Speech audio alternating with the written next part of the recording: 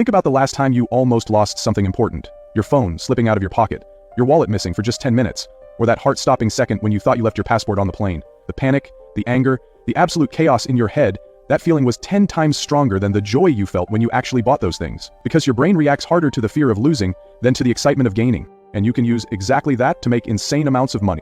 This is day 1 of the psychology of money. It's called loss aversion. Our brains are wired to avoid pain, not to chase pleasure. This is hard-coded into us, and it comes from evolution. Losing resources meant death. That's why your brain treats a potential loss twice as powerful as an equal gain. The fear of losing triggers faster decisions, stronger emotions, and deeper commitment. And yet 99% of people ignore this effect. They frame their offer only in terms of what you can gain, when the stronger frame is to talk about what customers lose if they don't take action. If you're a fitness coach, instead of saying, "I'll help you lose weight," say, "Every single day you don't start, you're adding fat to your body that's harder to burn later." The fear of compounding loss is far more powerful than the promise of a slim body someday, making your customers far more willing to buy. And if you want to learn how to use loss aversion and dozens of other psychological effects to make your offers irresistible, check out my course, The Psychology of Money, link in my bio.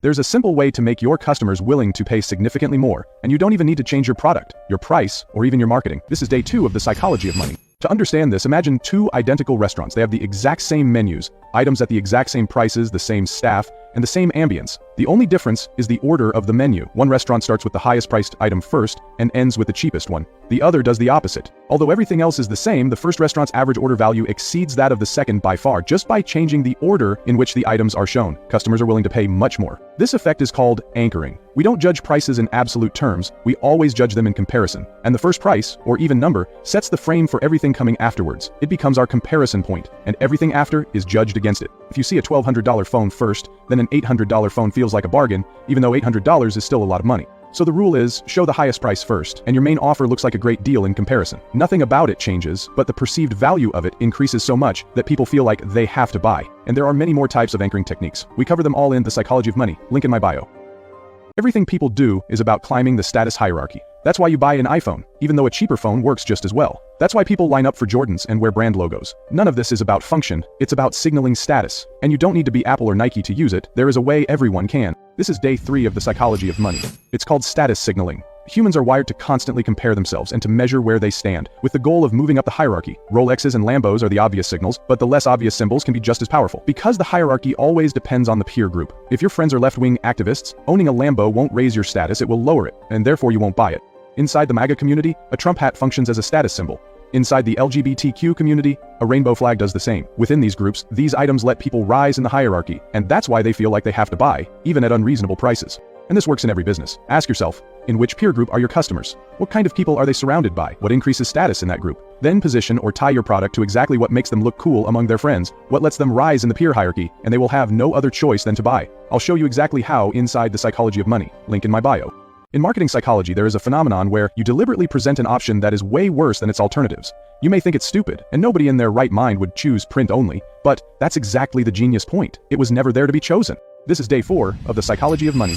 That third option, the print-only subscription, is what's called a decoy. It exists for one reason only, to make the print plus online subscription look like an incredible deal. To increase its perceived value, by putting a clearly worse option next to it, the value of the combined offer instantly increases in your mind. You don't waste time comparing every detail, you just think, why would I ever choose print only when I can get both for the same price? The decoy doesn't need to sell. Its job is to guide you to the option the company really wants you to pick. It makes your decision easier, and it makes the seller's preferred product look like the smartest choice. The people feel like they outsmarted the company, and get the print plus online offer without hesitation. But many wouldn't even buy without that decoy, because the value in their head wouldn't be high enough. Only the comparison made it look so attractive. You can use this in your own business. Add a third option that is intentionally less attractive, but designed to highlight the value of your main product. For example, if you sell courses, you can set basic access at almost the same price as premium access. Nobody is supposed to buy the basic plan, it's just there to make premium look like the obvious choice. The core of marketing psychology is that nobody buys your product because it's good. People buy because it feels easier than staying the same. Humans always take the path of least resistance. If paying for your offer feels harder than doing nothing, they won't buy, no matter how amazing it is. This is day 5 of The Psychology of Money. What you need to do is to influence that resistance comparison. There are small psychological tricks, and each one gives your offer a boost. Use an anchor and suddenly your main product looks cheaper and a little bit of resistance is lowered. Add a decoy and your main offer looks smarter and even more resistance is removed. Now the price is no longer such a pain point and they are more willing to buy. At the same time, you raise the resistance of staying in the status quo. Show the customer what they lose if they don't act. You're wasting money every day. You're getting fatter and unhealthier, or your family isn't safe. And suddenly the status quo's resistance increases. Nothing about the product really changes. Nothing about the status quo really changes, but perception does. And now the pain of staying the same feels heavier than the pain of buying. And because humans always take the path of least resistance, that's when they buy. This is the core of sales psychology. Reduce resistance to your product, increase resistance to the status quo. Small shifts in perception decide between no sale and a sale. Learn all of these principles in detail inside The Psychology of Money. Link in my bio. If people stand in front of a shelf filled with 24 different types of jam, with every flavor you can imagine, they stop and start thinking which one they'd buy. But surprisingly, almost nobody actually buys. But when there are only 6 flavors on the table, fewer people stop, but those who do are 6 times more likely to buy. People think more choice means more customers. In reality, more choice means more hesitation, more confusion, and fewer sales. This is day 6 of The Psychology of Money. It is called decision paralysis. The human brain loves the idea of options but hates the effort of deciding. Every additional alternative adds friction, doubt, and the fear of missing out on the better one. So people freeze. They don't buy the wrong option, but they also don't buy at all. So remove unnecessary offers that all do the same job. Focus on a few that clearly stand out and make them your signature. And if you insist on offering a lot of options, at least guide your customers. Label your most popular product. Highlight the one most people choose. Give them direction, because too much choice kills sales, while clear structure multiplies them. There are 4 psychological conditions that must be met before anyone buys from you. If even one is missing, they'll hesitate or walk away. If all 4 are in place, they buy every single time. This is day 7 of The Psychology of Money. First, awareness of pain. People don't buy solutions, they buy relief. If they don't feel their problem right now, they won't act. Your job is to make that pain real, specific, and impossible to ignore. Second, belief in the solution. Even if they feel the pain, they won't move unless they believe the problem can be solved. That's why you need proof, logic, and authority. They don't buy your product, they buy the belief that it actually works. Third, trust in you. They might believe the problem can be solved, but not by you. Humans don't buy from the best option, they buy from the safest. Consistency, familiarity, and credibility make you feel safe to them. Fourth, a low-friction path to action. Even if they trust you, they won't buy if it feels hard. Every extra step or second of thinking increases resistance. Make the decision effortless, remove friction, and they'll move. When all 4 align, pain, belief, trust, and low friction, buying becomes automatic. Everyone loves getting things for free, whether it's a gift, a free sample at the grocery store, or a free PDF. We think of these free offers as pure goodwill, a simple bonus from a generous brand. But that gift you just received wasn't an act of kindness at all. It was actually a calculated, psychological trigger designed to make you spend money later on. Because the biggest marketing hack isn't about asking for something, it's about subtly forcing you to feel indebted before the sales pitch even begins. This is day 8 of The Psychology of Money. It's the power of the reciprocity principle. It's a deep-seated human instinct that makes us feel obligated to return a favor when someone does something nice for us. Here's how companies use it. Imagine you sign up for a free webinar and the speaker delivers genuinely valuable information. A $500 value, they say. By the end, your brain registers, I owe this person something. That feeling of indebtedness dramatically increases the chance you'll buy their $97 course when they pitch it. They've given first, not out of charity, but to activate your psychological need to reciprocate. This way they aren't selling a product, they're selling the solution to the debt they just created in your mind. You can use this too. Always lead with massive value to build goodwill and debt. Stop selling and start giving. And if you want to get access to all marketing psychology tricks that top brands use, comment psychology right now and IDM you. There is a simple psychological trick you can use to make anyone believe everything you want, and the best part, they will think it was their own idea. I call it the rhetorical inception, but almost everyone uses it wrong. This is day 9 of The Psychology of Money. The truth is, we love to be told what to do, think, and feel, but not directly. Your brain has a firewall against commands. It's called reactance. When we feel like someone tells us what we should think or do, this firewall gets active and we do the opposite. To implant beliefs, we need to bypass this firewall. And the easiest method is a simple rhetorical trick you learned in school. Rhetorical questions. Everyone knows what they are, but no one knows the power they can hold. If you hypothetically sell a marketing psychology course called The Psychology of Money, instead of just using the direct method, you craft a question. Why do the most profitable businesses all use the psychological hacks from The Psychology of Money? The obvious answer is, because these techniques make people buy. But because you didn't say it, they have to come to the conclusion themselves. This thought bypasses all reactance, security, and goes straight to your memory. Eventually you forget who told you and why. What you remember is that this course teaches how to make people actually buy. It becomes part of your beliefs, and every time you see this product, it comes to your mind, because we trust what we think our own thoughts more than anything from the outside, even when it actually was a rhetorical inception. If you want the exact formula to use rhetorical inception, comment PDF, and I'll send you a free breakdown. You think you know who you are, that your values, your thoughts, your identity are fixed, but every day, you act against them. And every time you do, you create a gap, a fracture, discomfort. And every human is wired to close that gap, fast. They have to, it's pure instinct. But what most people never realize is this: If you can bring that gap to the surface, you can make them do anything you want. This is day 10 of the psychology of money. People have an identity, attributes they use to define who they are. Some see themselves as disciplined, some as intelligent, some as protective parents. And naturally, we want to act in a way that aligns with that identity. But when you act against it, cognitive dissonance emerges. You feel discomfort, and to get rid of that feeling, you either change your actions or your beliefs. Most of the time it happens unconsciously, through rationalization. But if you bring that inconsistency to the surface, you create massive leverage, because now they feel the gap, and the brain wants to close it. Let's go back to the protective parents. If you sell home security systems, you start by speaking to their identity as caring parents. Then you make the gap between their identity and action visible. They should protect their children, but now they are in danger. Here it is important that you don't blame them, but externalize the reason for the discomfort. Next, you offer them the solution, your product, as a natural way to solve that identity disruption. You brought up a massive problem in their own sense of self while directly offering the solution to stay consistent with their identity. And that's an offer no one refuses. There is a psychology-backed formula the best salesmen in the world gatekeep from you. With it, you can sell anything to anyone without even needing to say much, because the magic of it is that they will do the selling for you. This is day 11 of the psychology of money.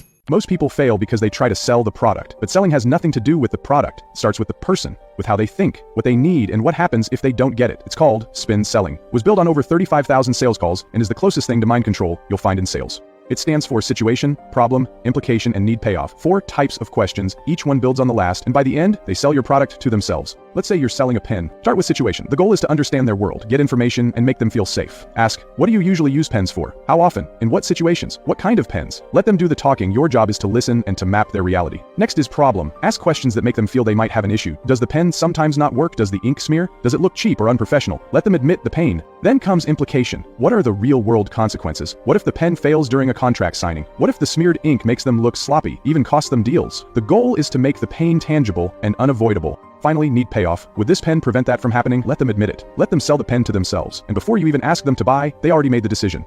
The human brain can question anything, except what doesn't give it time to. That's why tempo is the most effective form of control. The faster they move, the more you believe them, because you don't even have time to doubt. This is day 12 of the psychology of money. Your brain uses processing fluency as a shortcut for truth. If something moves fast, a website, a voice, a pattern of rhythm, your mind assumes efficiency. That assumption builds trust. Think about it. Fast-cut videos, fast-loading sites, fast-talking creators, they all trigger the same primitive response. If it flows smoothly, it must be right. But here's where it gets interesting. Once your brain locks onto that rhythm, it shuts down skepticism. You stop analyzing and start following. It's psychological momentum. And the faster it goes, the less room you have to think. Watch political speeches, cult leaders, or viral creators. They all manipulate rhythm. Fast when you agree, slow when they want emotional weight, silence, then acceleration. It's not random. It's the metronome of persuasion. The right tempo bypasses logic and sinks directly into the limbic system. You don't judge content when you're synchronized to its rhythm. You feel it. If you want people to believe you, don't just write words, compose tempo. Speak faster when you want agreement. Slow down when you want impact. Sell the pace, not the message. Because once they're moving to your rhythm, they'll follow you anywhere. People don't buy products, they buy permission to feel good about themselves. And the easiest way to sell anything isn't logic, design, or price, it's morality. Make people believe they're helping the world while consuming, and they'll buy over and over again. This is day 13 of the psychology of money. This is the moral halo effect. Once a brand aligns itself with a moral cause, sustainability, fairness, or empowerment, every action it takes is judged through that lens. The brain stops evaluating facts and starts protecting its identity alignment, because questioning the brand would mean questioning yourself. Starbucks prints ethical sourcing on cups, Apple shows solar panels in ads, and fashion brands brag about recycled fabrics while dumping waste overseas. It's a psychological laundering of guilt. That's why modern branding sounds moral instead of practical. You'll forgive price, quality, and failure if the story feels righteous. Moral narrative hijacks rational judgment. It replaces does this make sense with does this make me good? If you want people to buy, stop selling products. Sell virtue, social justice, saving your family, or environmentally friendly. Attach your product to a cause, a belief, or a moral story that flatters the buyer's identity as a good person. Once people think buying from you makes them better humans, they'll defend your brand harder than their own morals. They buy, and even better, they'll brag about it in front of others. You think you make decisions, but you don't. You just react to triggers designed decades ago. Every business that works is built on 6 psychological reflexes that run your behavior like a code. This is day 14 of the psychology of money. First, reciprocity. You feel guilty taking without giving back. That's why every brand gives you free value. It triggers the urge to give back. Second, commitment. Once you say yes once, your ego fights to stay consistent. That's why you start with a small click, then end with a full purchase. The first yes is the leash. Third, social proof. People copy what others approve, not because they're stupid, but because belonging feels safer than thinking. Reviews, testimonials, or follower counts, they don't inform, they hypnotize. Fourth, authority. The brain confuses confidence with competence. A white coat, a title, a deep voice, all signals of control. You don't trust real experts, you trust symbols of expertise. Fifth, liking. You buy from people who mirror your tone, your words, and your humor. Familiarity disarms suspicion. Every influencer plays the friend role because it lowers your guard. Sixth, scarcity. Fear of loss overrides logic. If anyone can have it everywhere, it loses its value. But if access is limited, if you could lose the opportunity to get it forever, value skyrockets. You can't resist them, but you can use them. Don't pretend you're above it. Every brand that wins, every creator that converts, every idea that spreads, does so by triggering these 6 ancient switches in the human brain. The only thing people care about is themselves, not you, and certainly not your product or your brand. That's why the simplest way to sell more is to show that everything you do revolves around them. This is day 15 of the psychology of money. Show how your product transforms their life, helps them reach their goals, solves their problems, or makes them feel something they crave: importance, confidence, peace, or joy. The human brain filters reality through one lens: self-interest. Every message, every story, every ad gets one instant evaluation: what's in it for me? If the answer isn't obvious in the first few seconds, attention dies. The brain prioritizes anything that helps it reduce pain or increase pleasure. That's why stories about your brand, your process, or your success don't land. They demand empathy the viewer doesn't have yet. You only earn that empathy once they see themselves inside your message. The moment they can imagine their own life being better because of you, you've hooked the primal part of their mind that drives decisions. To put this into action, shift your focus. Stop talking about how good your product is, what your brand stands for, or which features you offer. Start talking about their life. What frustrates them? What do they secretly want to feel? How does your product make that possible? Show the transformation, not the technology. Make them the hero. You're just the tool that gets them there. Because you need to understand one thing about marketing. The reason you don't get any matches on Tinder isn't because you're too ugly, it's because Tinder wants it that way. They're using one of the most dangerous psychological triggers ever discovered, and it's the same one that made people lose their life savings in casinos. This is day 16 of the psychology of money.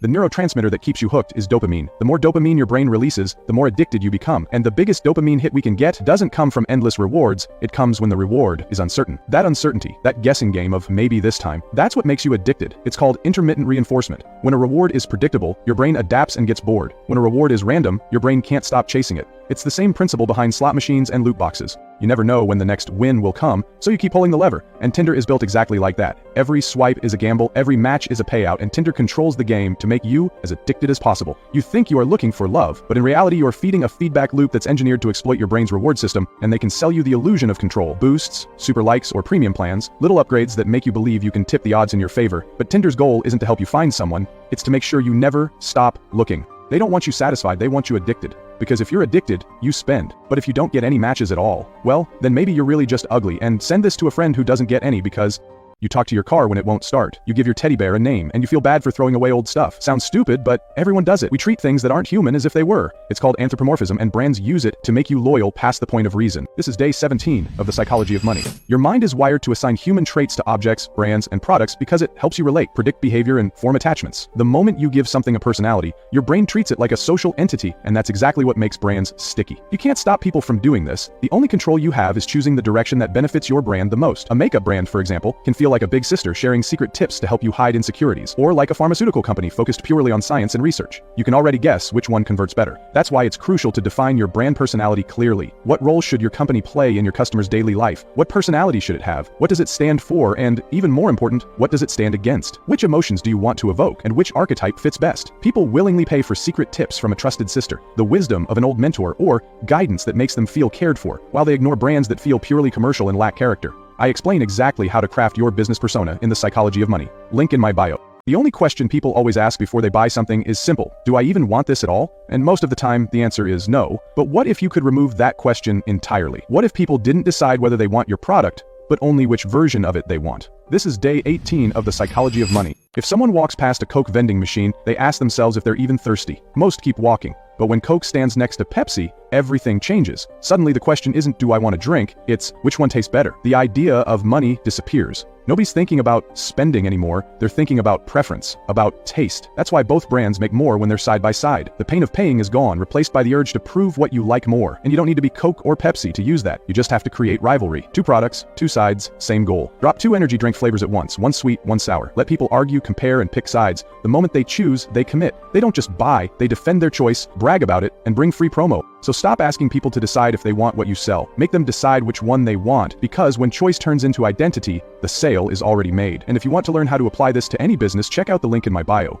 You're about to learn more about the psychology of selling in the next 60 seconds than in any business degree. This is day 19 of the psychology of money. Imagine your brain as 3 major parts: the reptilian brain, the limbic system, and the neocortex. The reptilian brain handles instinct, survival, and your fight or flight response, The limbic system controls emotions. The neocortex handles rational thinking and evaluation. Every piece of information, including your product, has to pass through these layers like bouncers at a club. The first bouncer, the reptilian brain, asks one question: is this safe? If your product seems risky, weird, or untrustworthy, the brain blocks it immediately, and it never reaches the emotional layer. If it's deemed safe, it moves on. The next bouncer is the limbic system. Does this trigger emotions? If it doesn't, it's ignored. If it does, it goes to the final test, the neocortex. Here, logic checks the facts. Does it make sense to buy? If it passes, the purchase happens. Most advice you'll find focuses only on emotions, but emotions alone never sell. You won't even get to the stage where they matter because the reptilian brain blocks you first. The order is always the same. Change it, and the brain shuts you down instantly. So always design your marketing in that sequence. Show safety first, trigger emotion next, and finally back it up with proof. Only then are people actually ready to buy.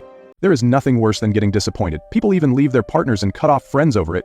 Yet it's one of the biggest mistakes most businesses make. People don't resist buying because your product is bad. They do because you broke promises you never realized you made. This is day 20 of the psychology of money. Disappointment happens every time the brain faces a prediction error. It expects something, but reality doesn't match. You expect loyalty, but your partner cheats. Your brain makes a promise, even unintentionally, and breaks it. Imagine a company selling laundry detergent. You see the packaging in a store, it's scratched, maybe even dusty. That's an emotional gap. The promise in your mind is cleanliness and purity, but what you see is the opposite. You don't consciously think this looks dirty, but your brain unconsciously recognizes the mismatch and moves on to the next brand. The same happens with every small inconsistency, your visuals, tone, or customer experience. Each one creates micro disappointments that slowly destroy trust and conversion. Emotional gaps cost you thousands every day, not because your product is bad, but because your presentation breaks the emotional promise. You need to eliminate every single one of them and create emotional coherence where every detail aligns with the feeling your brand promises. And if you want to learn everything about marketing psychology, check out the link in my bio. Everything humans do can be traced back to 4 instincts that explain every behavior: greed, vanity, laziness, and fear. You work harder, show off online, try to appear moral, and chase goals. All of it, down to the core, is driven by one of these 4 instincts. This is day 21 of the psychology of money. Greed is the desire for more money, more status, more power. That's why no matter what you get, you never feel satisfied. Vanity is the need to feel good, but not just good, better than everyone else. It's why we compare, why we show off, and why we hide our weaknesses. Laziness is the instinct to save effort. It's a drive behind every shortcut, every act of comfort, and every product that promises to save time. And finally, fear. It comes from the need to survive, the fear of loss, of failure, and of being left behind. If you want to sell something, identify which of these instincts it targets. It can be one, or can be a combination of several. Once you know that, align every part of your marketing with it. If your product is built on greed, show people how they'll get more success, more freedom, or more money. Sell the vision of an upgraded life. If it's vanity, make your message about status and recognition. Show how your product puts them above their peers, how it makes them stand out and be seen. If it's laziness, highlight ease and convenience. Make them feel stupid for still wasting time or energy when your product makes life effortless. And if it's fear, trigger the anxiety of what happens if they don't act, the problem that grows worse, the missed opportunity, the risk that they could have avoided, and then position your product as the only way out. There are 3 invisible blockers that kill every sale, no matter how good your product is. Every "I'll think about it" and every abandoned cart is one of these. This is day 22 of the psychology of money. First, choice paralysis. The more options, the less action. You think giving 5 plans, 6 colors, or endless add-ons gives freedom of choice, but it gives anxiety. The brain can't decide, so it freezes. People don't want choice, they want clarity. Guide them to one obvious answer and they'll take it. Blocker 2, information overload. You're explaining too much. Endless features, specs, paragraphs of text. This doesn't help, it just confuses. Give them one clear outcome, one benefit, one reason to say yes. Blocker 3, friction. You make it too hard to buy. 10 clicks, sign-up forms, verification steps. Every second they wait, their excitement dies. The moment something feels like effort, the sale is gone. The goal is 0 friction. So, audit your entire buying process. Count how many clicks it takes, from landing on your page to completing the purchase. Every click is friction. Count your options, more than 3, and you're paralyzing people. Count your words. If they have to scroll for half an hour, it's too much. The formula is simple. Remove options, remove words, remove steps. Make it so easy, so effortless, that buying feels inevitable. Complexity kills conversion. Simplicity prints money.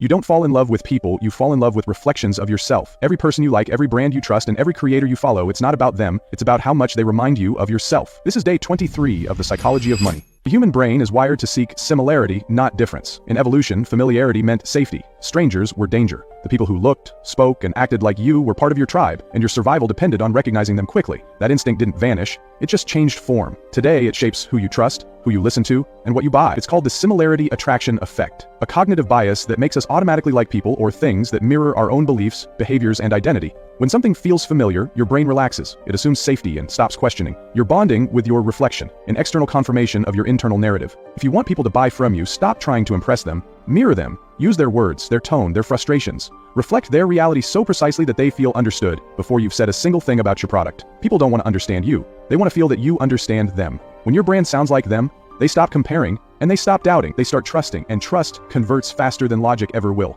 Nobody's honest when they talk about why they want money. They say it's for freedom, security, or comfort, but that's a lie. What people really want isn't money, it's control. Control over image, their time, and the way others treat them. This is day 24 of the psychology of money.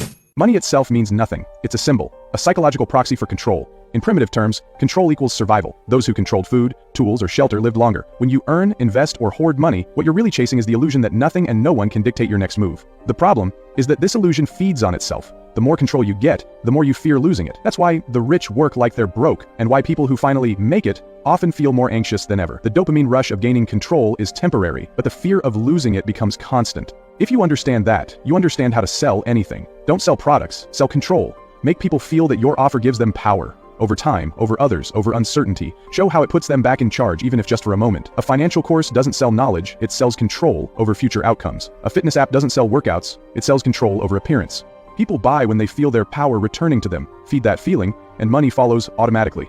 You think you have opinions, but you don't. Your thoughts were planted in your mind years ago, by strangers, ads, movies, and people you don't even remember. You just repeat them, polish them, and call them beliefs. This is day 25 of the psychology of money. The human brain hates uncertainty more than anything. It burns enormous energy to think critically, so instead, it conserves power by adopting ready-made opinions that feel right. Psychologists call this cognitive ease, the tendency to believe what's familiar, fluent, and effortless to process. If a sentence sounds smooth, if an idea repeats often enough, or if it comes from a trusted voice, your brain marks it as true. The more often you hear something, the deeper it roots in your neural pathways, until it becomes part of your identity. At that point, facts can't change your mind, they only threaten your sense of self. And once a belief is linked to who you are, you'll defend it even when it hurts you. If you want to build influence or sell, stop trying to convince. Start repeating. Make your message so consistent that it becomes a mental shortcut. Keep the same phrases, same tone, same rhythm, until it sounds like truth. Align your message with what your audience already believes, and then extend it slightly. Never too far, never too fast. The goal isn't to make them think, but to make them recognize. Once they do, the idea bypasses logic and becomes their own. No one is authentic. Not you, not me, not the people you admire. Every behavior you show is an adaptation, a calculation of what version of yourself gets the most approval, the least resistance, and the best response. You don't express who you are, you perform who you want others to believe you are, and the longer you play that role, the harder it becomes to remember what's underneath it. This is day 26 of the psychology of money. Humans wear masks, not to deceive, but to belong. From an early age, you learn what version of yourself gets rewarded and what gets rejected. You change your tone, your interests, even your beliefs, because they help you fit into the systems around you. At work, you wear competence. With friends, you wear humor. On social media, you wear confidence. And when you're alone, you take them all off and realize there's not much left. Psychologically, it's called the false self. It's a persona built from external validation, an identity optimized for approval, not truth. In marketing, the same principle drives every purchase. People don't just buy products, they buy identities. They buy symbols that help them maintain or enhance the mask they already wear. The gym membership isn't about fitness, it's about belonging to the identity of discipline. Your job isn't to convince someone your product is good, it's to show them how it reinforces who they already want to be. Speak to the version of them they're trying to perform, and they'll listen. Make them believe your product strengthens the mask they've built, and they'll buy without hesitation. People think guilt makes them moral. It doesn't. It makes them controllable. Every system, religion, politics, business, can run on the same fuel. Guilt. Make someone feel they've fallen short and they'll do anything to feel worthy again. You don't need to force people to act, you just need to make them feel responsible. This is day 27 of the psychology of money. Guilt is a psychological debt, an emotional imbalance your brain desperately tries to correct. When you feel guilty, your brain activates the same circuitry it uses for physical pain. It hurts, and to stop the pain, you seek redemption, mostly through compliance. That's why guilt is one of the most effective behavioral triggers ever studied. People don't need to punish you, they just need to remind you of who you should be. The gym ad that tells you you've fallen off, the charity that says you could save a life, the coach who tells you you're wasting potential. Each one plants guilt, then sells relief. That's the loop. Create guilt, offer redemption, and repeat. If you understand the guilt loop, you can use it or defend against it. Guilt in marketing is powerful because it reframes buying as redemption.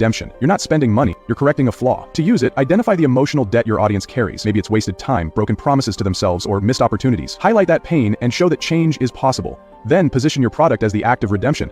But if your offer depends on people feeling permanently inadequate, you've stopped selling and started manipulating.